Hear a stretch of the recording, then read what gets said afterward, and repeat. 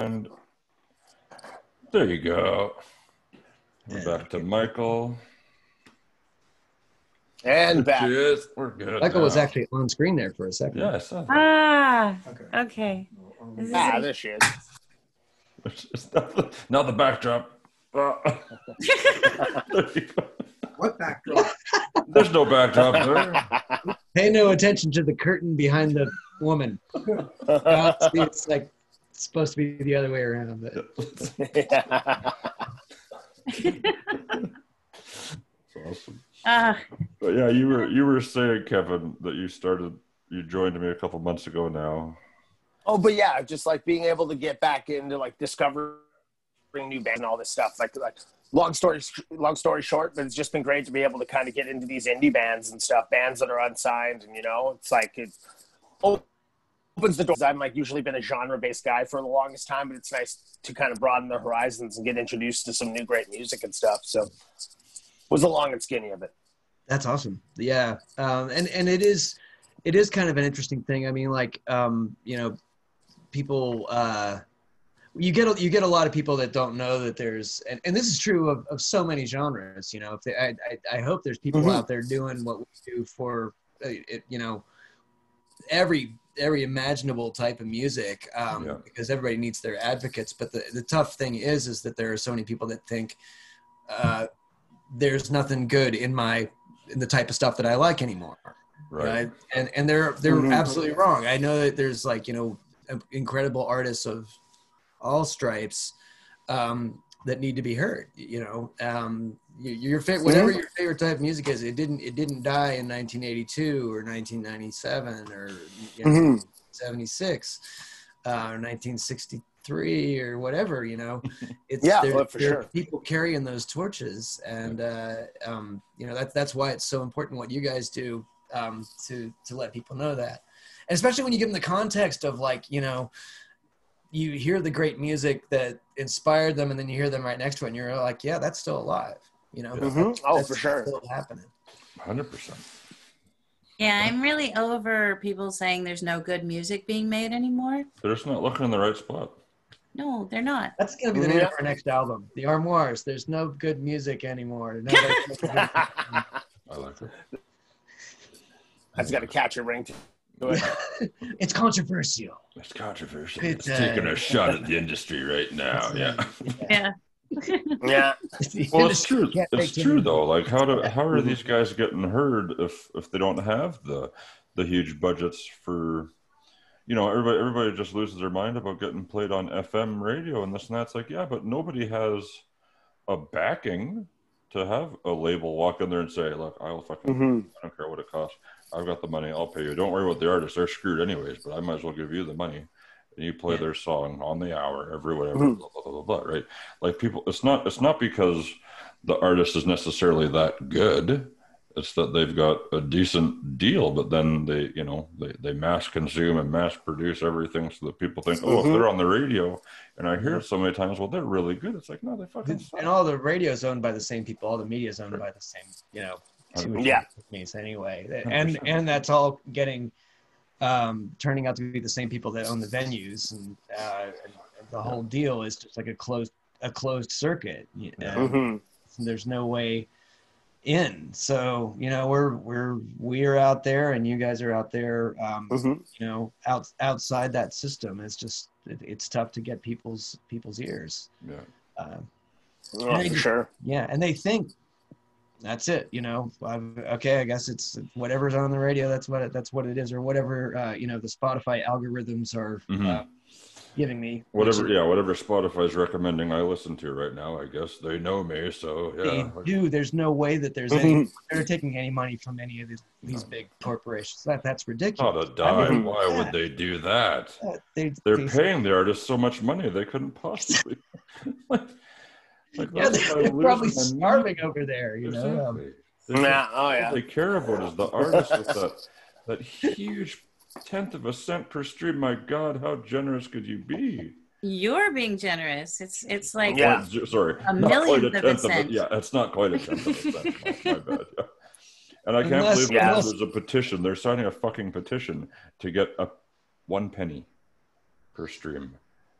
go to hell.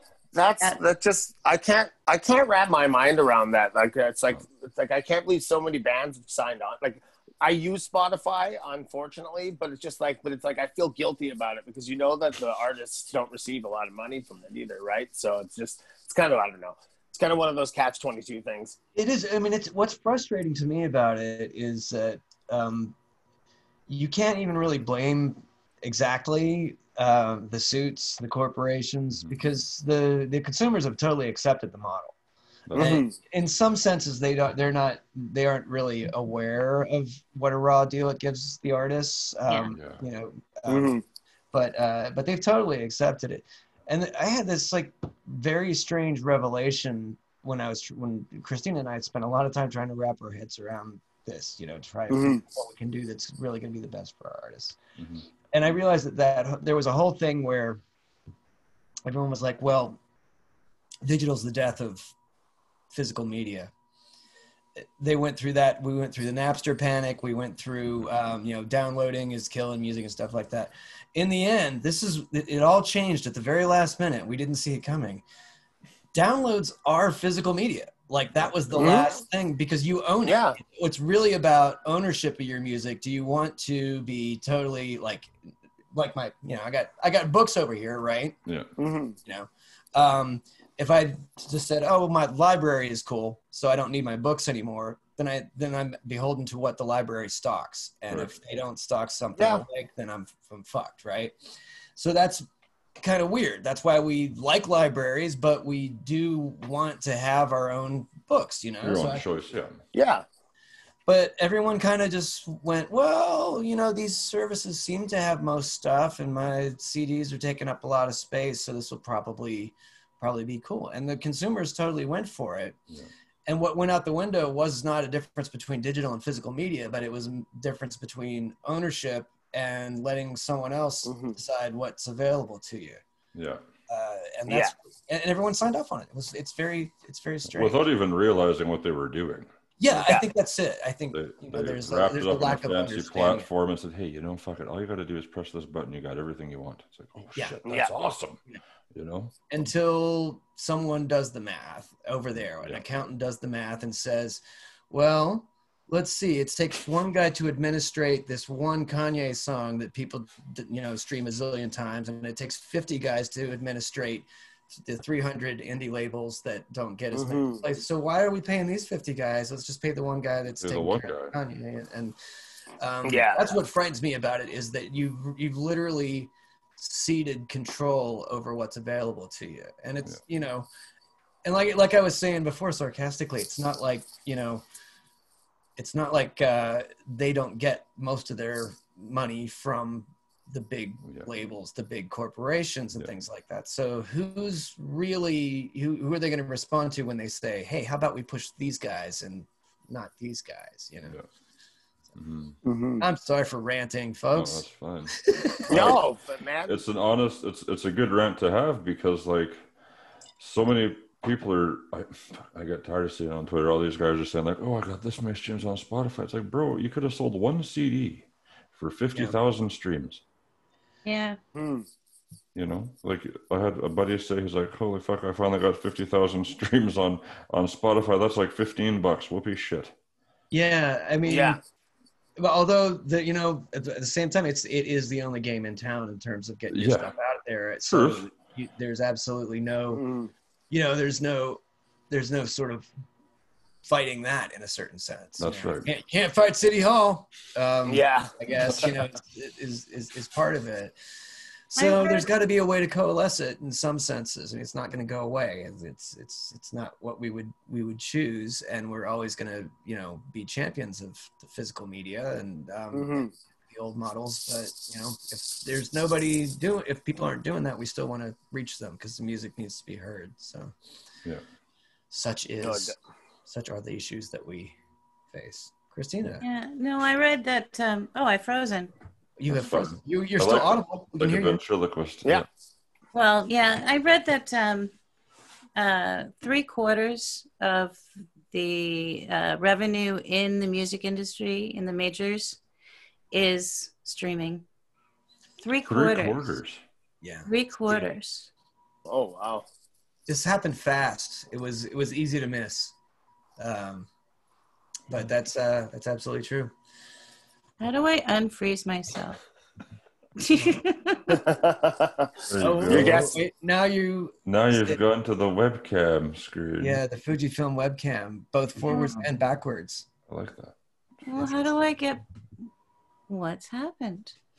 Stop video, mute my audio, pin, rename, hide selfie. Oh, you could stop video and restart your video.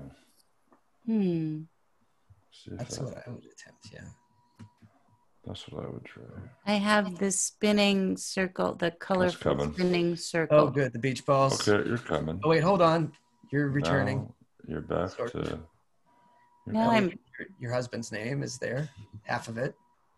Michael Bulbay. Isn't that some singer's name? Yeah, it's pretty much, yeah. It's pretty Bublé or something like that. Yeah. It sounds like something Carlton from Fresh Prince would listen to. Yeah. Oh, so weird. I keep clicking start video and nothing happens. It looks like well, we can hear you at least. Yeah, we can. Yeah, the audio is still going through though. So okay. Talk amongst yourselves. I'm gonna try to figure this out. We'll see you pop up, I'm sure, once it gets all figured out. That's right. See, now I heard for physical media that vinyl was making a big comeback. Yeah, vinyl is making a big comeback in terms of which physical media. I guess so. Okay, but not for overall. It's like a percentage of a percentage is what it is. And I think that the pandemic did some interesting things in terms of that sort of stuff. People really did like getting stuff in the mail when they're locked down. It's one of the reasons why those Bandcamp Fridays became so huge too. Is you can't go to the record stores and it just felt really good to. Those are great. Yeah, they really are. They're terrific. Did you click on anything? And now we're listening in on this conversation. We got the inside scoop of the troubleshoot. Yeah, there you go. What will he do? Yeah. Was it not restart the webcam? Damn it.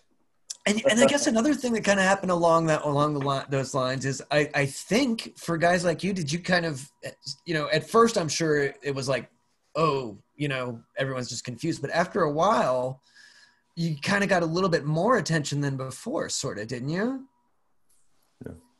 Yeah. It seems like this became the only way to, and we saw it with magazines too. When we get print magazine coverage, all of a sudden it was like we should be subscribing to these magazines. This is that's going to actually come to my house. That's going to connect me in this neat way. And we put out a magazine too. I got it right here. Oh, Joe's got it. Yeah. We're finally going to get issue 5 out. Awesome. I love it. Yeah. Oh, yeah. I still have the sticky note on it that you sent. Oh, cool. Thank you. Christina. I can get that, but I can't get There she is. Now you can see the real room. We back. The veil has been the shroud. The void has returned. Lifted the shroud. Briefly. But yeah, I don't know. I guess for me, I selfishly started this podcast to just talk about myself and play my music. And I was like, well, fuck it. That's it. And that's what happens, right? And then I thought, just snowballs. Use my powers for the greater good. That's it. That's exactly it. I wanted to help indies because I'm tapped into such a huge indie market of just bands that are buddies or whatever on Twitter, right? So it's like, you know what? I'll start doing these little playlists. I do it for Mixcloud. It goes like that. But I had started doing it on Anchor. I almost got fucking sued by Anchor FM because Spotify owns them. Oh. They didn't like that I was making these playlists and whatever. I went in one day to go on my account and they're like, The password's wrong. I was like, oh, okay, I probably fucking forgot it. That's fine. Go in. Yeah.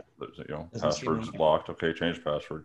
Won't let me in. I email, text the person like, yeah, you should probably just talk to a lawyer. I was like, what the fuck?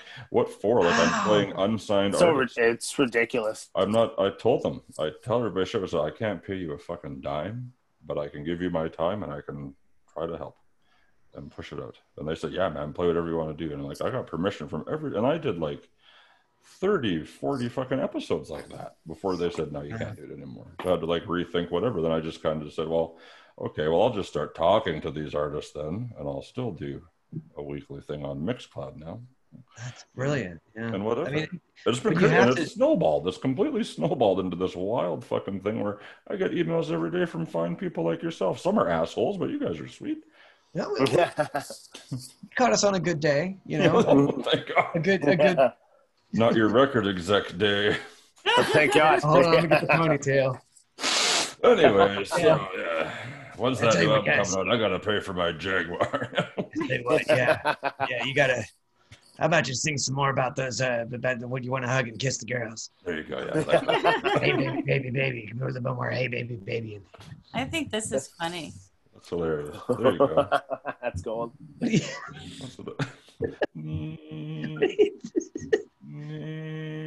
like Jaws. So the camera that I'm looking at you guys up here, it went out. Well, so that's the other camera. Down here, I have this Surface thing. Mm-hmm. It's a Surface Touch or something like that I do my Zoom lessons on. Mm-hmm. But it's down here.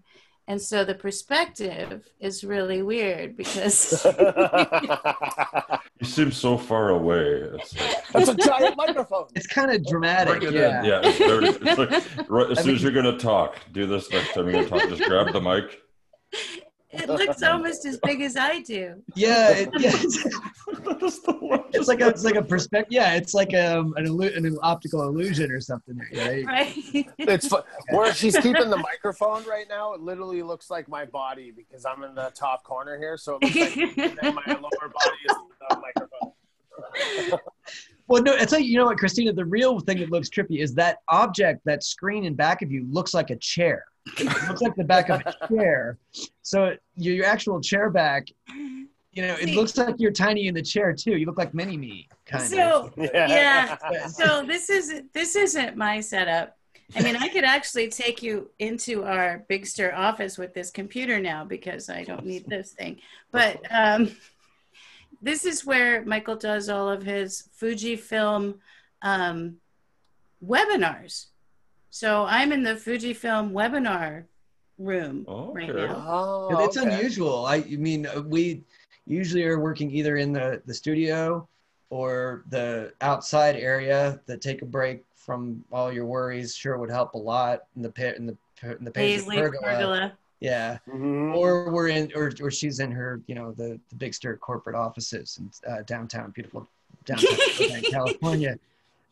This room is not usually where she is.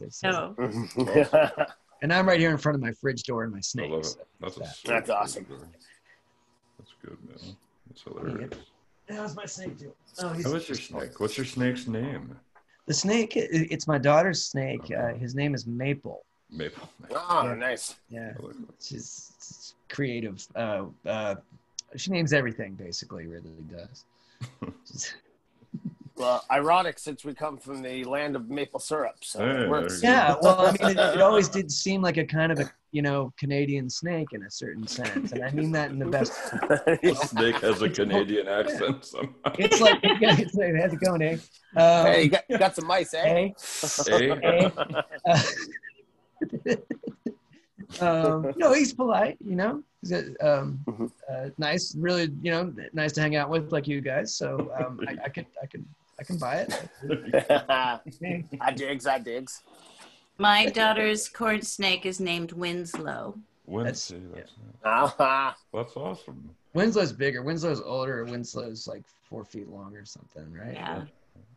He disappeared he got underneath one of the chairs in the family room. There was like a cloth covering underneath it, and he's got himself inside there. We had to cut him out of there. Oh, it was my daughter that made that happen. That was Ridley. Ridley was like, I wasn't going to say that. Well, it's funny to me because Ridley always like wanted a snake, so we'd go over to Christina's house. And Ridley was like, "This is the best ever. Can I get the snake out? Can I play with the snake? Can I play with the snake?" Oh no, the snake got inside the chair. Oh, yeah. When they burrow in places, it's hard to get them out. That's for sure. But she learned. I mean, like that's how after that she kind of got cool about it, and I knew she was responsible enough to deal with her own little noodle boy. Yeah. Oh yeah. My roommate's corn snake got out a couple times, and it always in my old apartment used to get in behind the heat vents, and then that's how it would travel from room to room. And I one time came home from work and I saw it wrapping around my guinea pig's cage, like he was circling it, and I was just like had to come home and like pull the snake away. And I'm not scared of snakes, but when it comes to handling, some kind of see. So it's like I'm trying to like save the guinea pig, even though I know it wouldn't be like the most dangerous situation. But I'm like trying to pick the snake up and carry him to my roommate's room, get it back into its little cage. Oh, it was a mess. It was a mess. Snake plus rodent is a scary combination. Yeah. Oh yeah. Well, guinea pig was pretty big, so it would have been a challenge for it. But just the last thing I wanted to come home is have that thing all wrapped around my guinea pig and be like, oh no.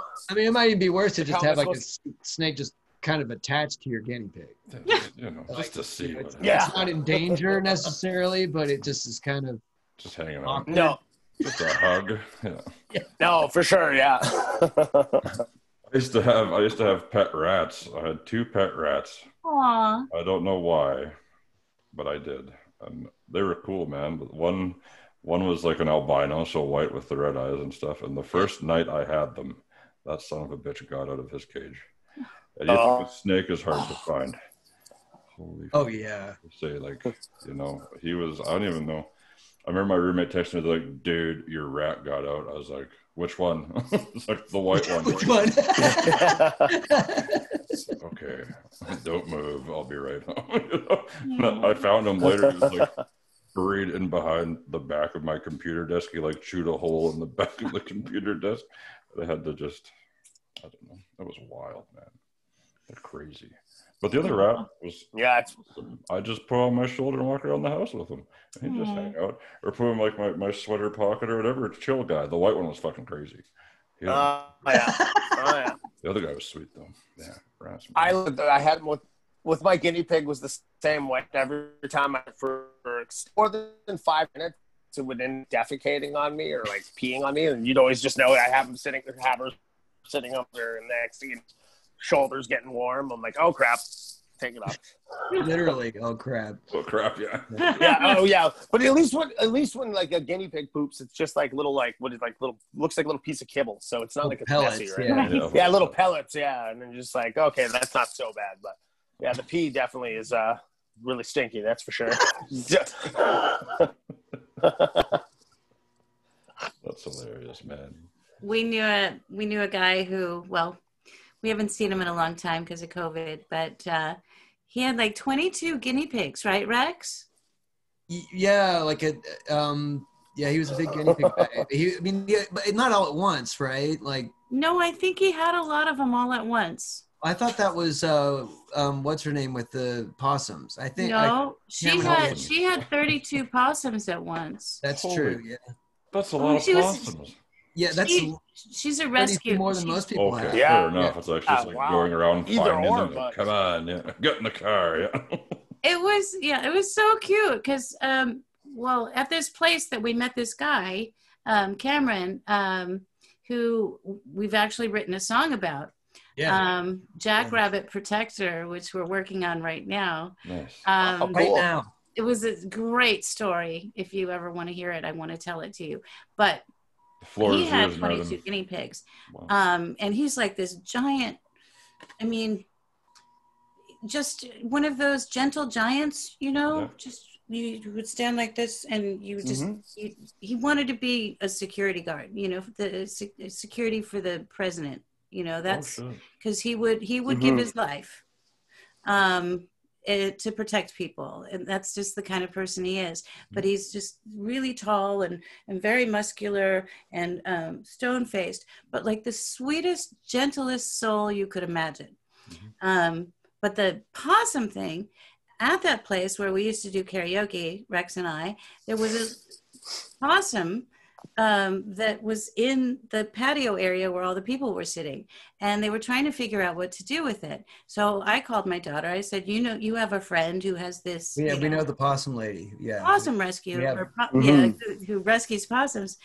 And so we put a box over him and brought him to her house. Possum Lady. And she has like cat trees, those carpet cat tree things. Possums in there, possums roaming around all over, possums in cages. It's incredible. Yeah. And they get nursed back to health or life or whatever, and get released into the wild. Nice. Oh, nice. Well, there's 32 possums in your house, so I mean, that's It was really cute. I mean, it was just like everywhere you looked, there was just possum. Are they like super affectionate creatures? I've never seen a possum in real life. Oh, really? Not where I am. We have fucking gophers, and they're shit. Yeah. I don't know if there's possums out here. They're no, they're not affectionate at all. No. But they're I think I'm saying like they're pretty.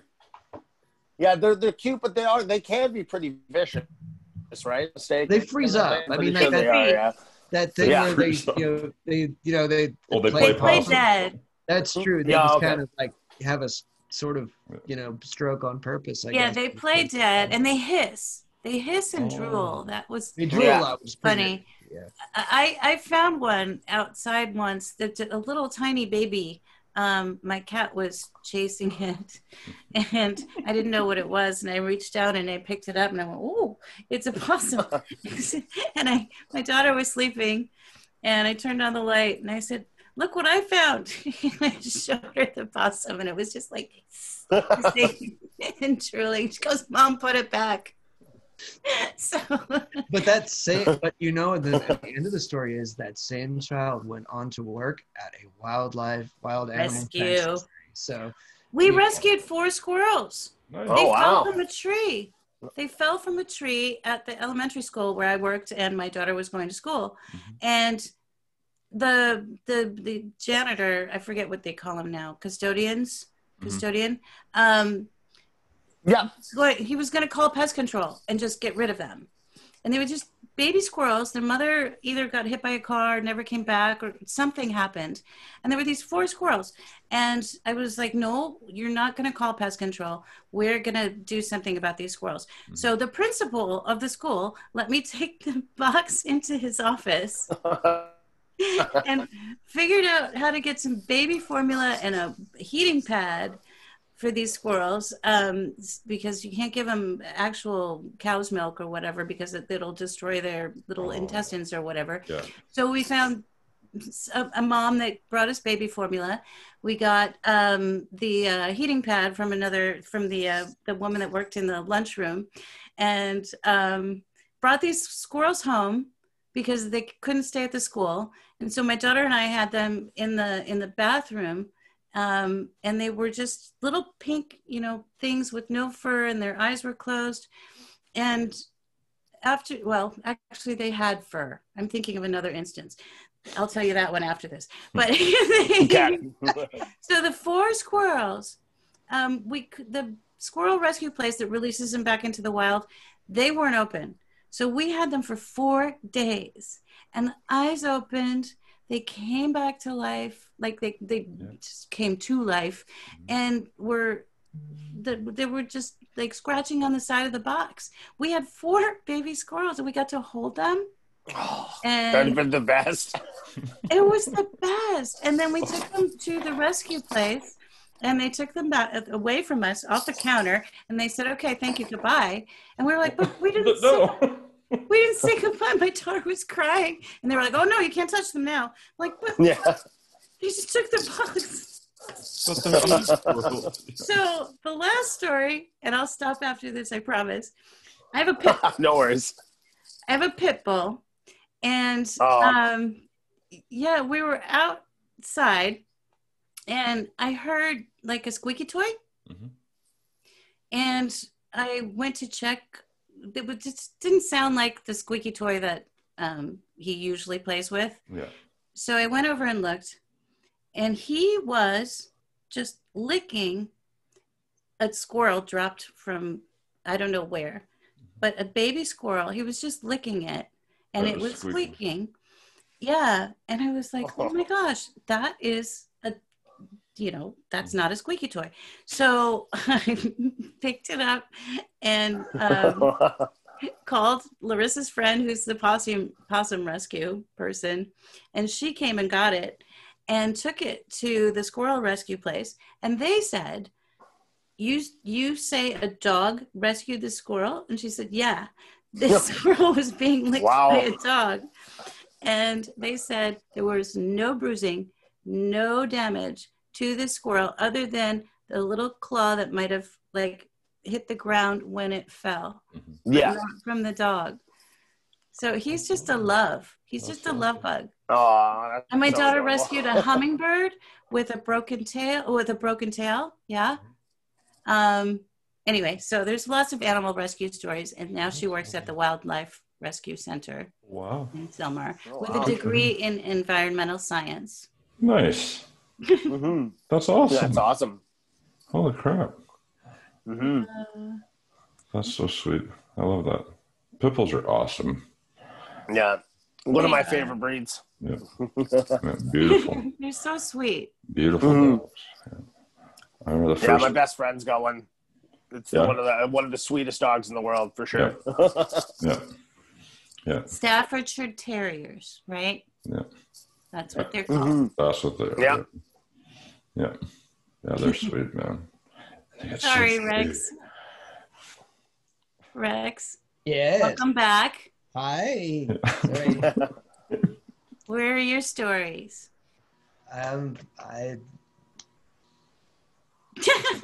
There's nothing interesting about me, particularly. I play guitar and stuff. I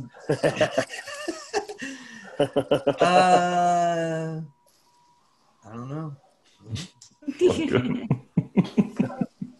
You guys have cats and dogs? I have 2 cats. Aww. All I do is yeah, same here. Did you get those batteries open, dude? I'm getting the batteries open right now, man. Check it out. Check it out. Double A's, eh? They're tricky. No, man. They're much cooler than that. Now, just 9 volts? No, I had to. They're watch batteries. We ran out of tuners, see, so can't actually use your instruments if you can't tune your instruments. So that's what happened. It literally has taken me these 2 hours to get these batteries. So that's why I said it's nothing interesting going on here. Now, good news. Tuner's juiced. Tuner juice has happened. Yes. Nice. Attach that to my Fender Jazzmaster, and I'm good. Nice. If anybody from Fender Jazzes or anyone from Fender's watching this, I'm sure Rex would take a sponsorship. I would too. Thank you. Possible, but then probably I'm probably hear from Rickenbacker about that. Well, whoever wants to pay you more money, that's fine. Yeah, exactly. Bidding war begins now. We'll start it. Yep. Touche. $80,000. I actually just wrote a piece of this is kind of a bizarre thing.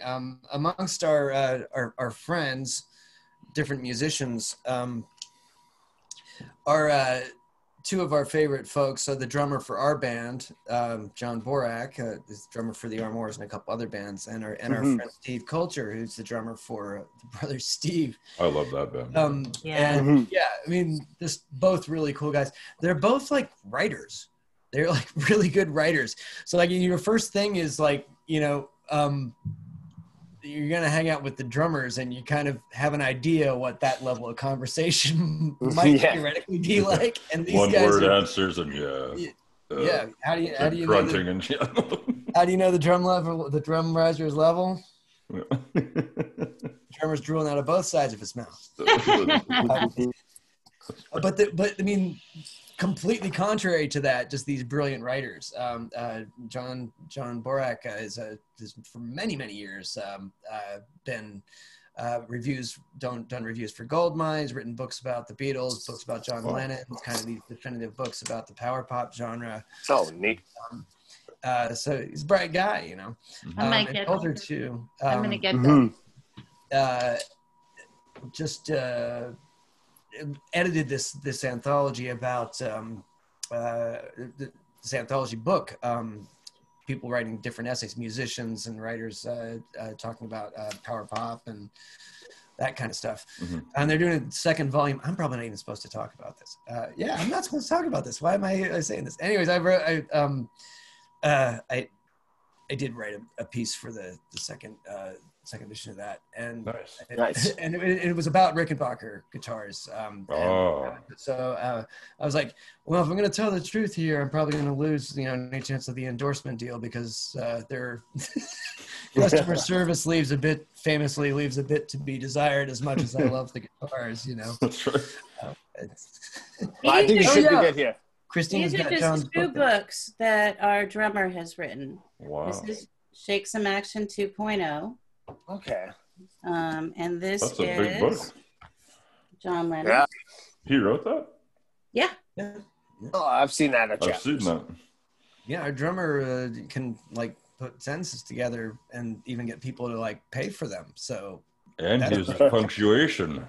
yeah, I think. I'm not even sure what it is. Yeah. Downside is he can't ever write a review of us ever again. No, but that's okay. He has kind of recuse himself from commenting. Conflict. We'd rather have him as our drummer. Rather That's than as a great. drummer. Yeah. That's awesome. Yeah. Although we do miss our old drummer too. Yeah. Wow. But we have, I mean, this was kind of this is the band side of things as opposed to the label side, was that we'd reached a point at the end of last year with John as the drummer and our bass player that we've had for a long time. Of course, Christina's daughter famously works at the Animal Place, also is a fine viola player. And we had the lineup, and we gig all the time. We, did I think in the 150 gigs in the basically the 3 years that we've been playing together as a band. So we play a lot. So we were like, okay, the next album, we know we're doing well. We know the live thing is going great, and so we're gonna just, instead of doing demos and piecemealing it, this is the one that we rehearsed together, arranged together, go into the studio and play it with all the chemistry of the band, and that was this year. So the absolute worst time to plan that type of record ever. Yeah, no kidding. And so we kind of, Christina and I sort of